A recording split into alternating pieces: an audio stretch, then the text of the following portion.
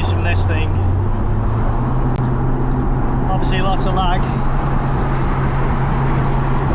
I need a bit more space than that though.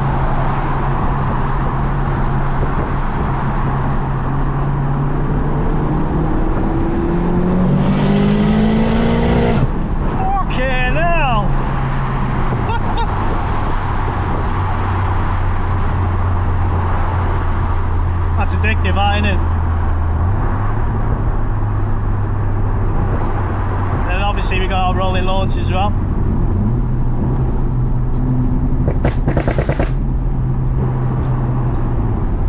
It's naughty.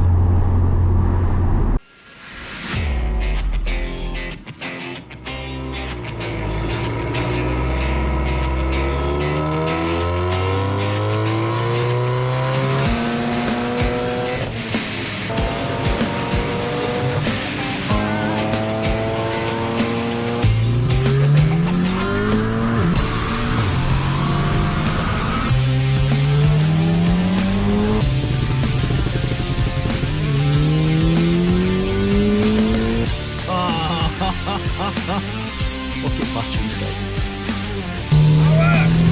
Oh, yes!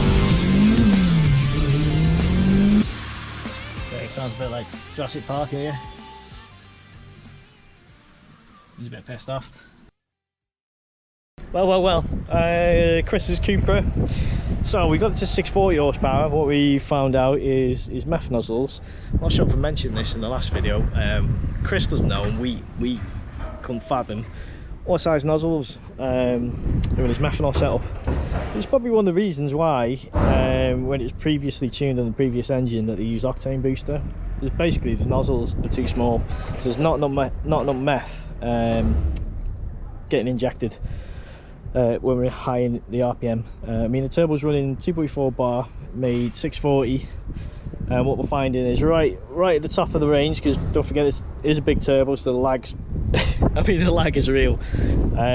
So at the top end, the flow rate on the methanol slows down, obviously because it can't pump it out quick enough. So we've got to get new nozzles for that. We're going to run two 500cc's in this charge pipe, change the charge pipe.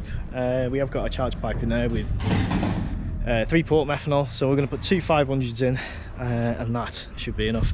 Anyway, this beast is now ready. 3 out of 10, would not do it again, but nightmare to do these engines. So obviously to replace the turbos, whole front end has to come off. So we've got two, I can't really show you because the way the methanol line, so we plumb the methanol direct into the outlet of the turbo. So we've got two TTE 800 turbos, both Autotech high pressure pumps, both sides, both cylinder banks, and then we've got the Aquamist kit. Let's just open this up. So there's our Aquamist gauge, unplugged at the moment because I mean we need to tune the car first and then tune it for meth. There's his tank, all nice and neat in the way. So yeah, tuning day. So I'm just going to call the fuel station, get some fuel in it, and then over to Unicorn we go. So let's get it.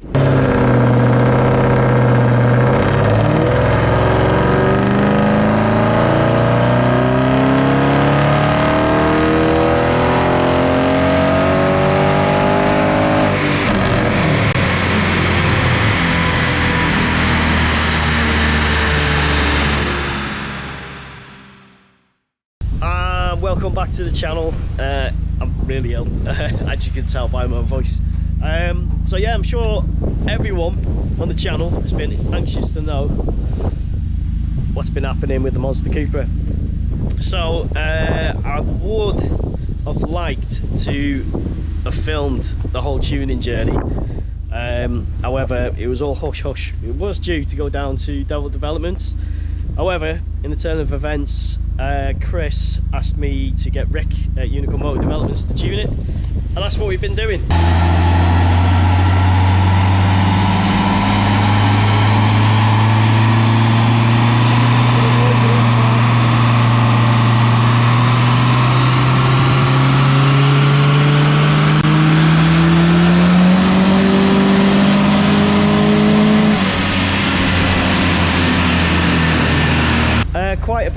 clever trickery we've done on this. So we put a new Aquamist system on, which has replaced his previous system. I think it was Cool Mist.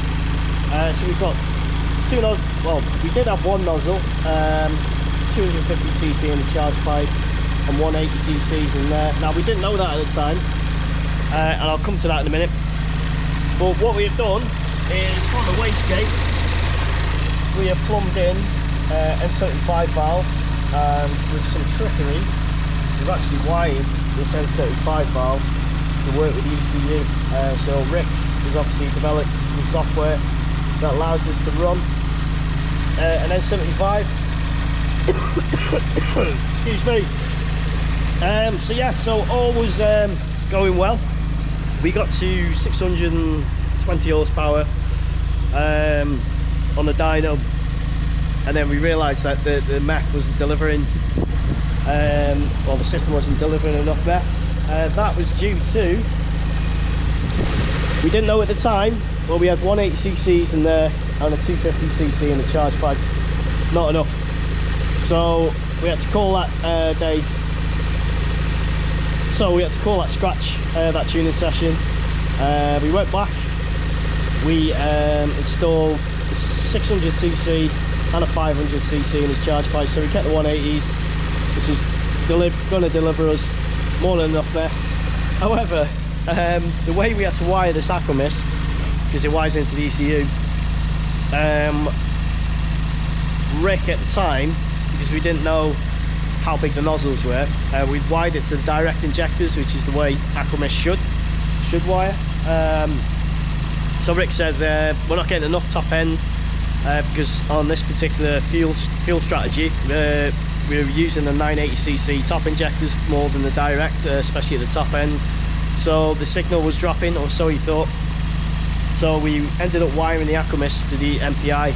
However, what happened, and this is down to the impedance signal of the injector, as we were getting to the top on the second tuning session, as we were getting to the top end 6.5, the Aquamist controller was reading almost a constant signal, which it thought it wasn't delivering any signal, so the controller shut off, which is not what you want halfway through a pull.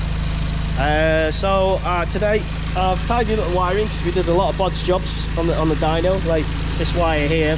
It's not connected to anything now, but we need to take it off. So yeah, so I've rewired it back to the direct injectors now, so we just need to do some logs on that to see if we can get enough meth at the top end. But the second tuning session we made 650 horsepower and 550 foot-pound of torque, which is monstrous, and that's a 2.6 bar. I don't need to tell you how far that turbo will go, but yeah, we've got plenty left in it. So we are looking to see over 700 horsepower once everything's fine. But yeah, it's a monster on the road. I will show you some small clips. Fucking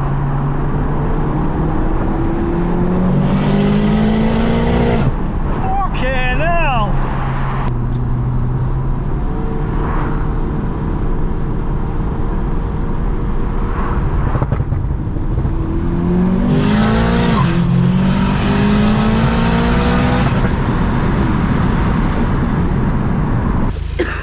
I'm so ill. But yeah, anyway, I did say we were going to have an announcement about this car. I don't know if you remember this car. This is my new car. So I bought it off Sam. So I always said to Sam, for a start, I said to Sam, I've been over this engine more times than I've been on top of your missus. So if there was any car I was going to buy, it was this one. I mean, this has got the Cupra coilover suspension. It's like 4.5 grand's worth. All the anti-roll bars done. It's got a custom steel prop, RS3 gearbox, obviously our built engine, and it runs. I mean, at the time it ran 622 on the dyno. I think it's much more than that. Reason being, Charlie's is in. I mean, Charlie's just doing some work with us today, so his car's all finished. We put the DQ 500 on. He's had it mapped in, so yeah, he's happy with that now. But what he's not happy about is this car is the fastest go far we have done. Don't ask me why. It's different. I mean, it's almost identical spec to Charlie's, apart from Charlie's has got the RPC intake. But on draggy, I mean, bear in mind, I've only done one 100 to 200 pull on this, just one, and that was without rolling launch, full fuel tank and some parts in the boot, and it did this. Now if you go on draggy, particularly in the United Kingdom, that's ranked second quickest in the UK, second to EcoTune. And obviously EcoTunes, it's not a road going vehicle, it's basically a drag vehicle. Probably drives it on the road, but you know, it's got big radials, it's all stripped out. That's very impressive. So anyway, I'm just going to do some more work on this. We are going to go back to the dyno hopefully next week, where we can finish this off and we can take it back to Chris. And yeah, I'm going to get out in this and give you guys a video on this, because it is monstrous. It's probably one of the best handling MQB cars I've driven. I mean, Chris is, that handles well, but this, really good. So yeah, so this is our new project. I say project, but we've got no plans to do anything just yet. We do want to get something done at some point, turn it up a bit, but do you need the car faster than that? Of course you do. Yeah. Anyway, that's a brief update. I'm going to get some shots of this rolling. Let's try and put it on this video if I can, but if not, we'll see you in the next one.